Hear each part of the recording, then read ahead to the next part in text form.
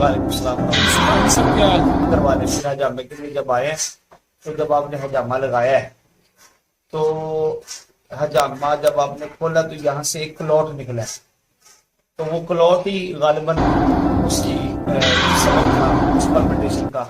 الحمدللہ اس حجامے کے بعد یہ پلپٹیشن نہیں ہوئی، یہاں پر جو معاملہ تھا نا وہ ختم ہو گیا، اللہ کا احسان ہے۔ کتنی دیر بعد جمع کرنے کے کتنی دیر بعد؟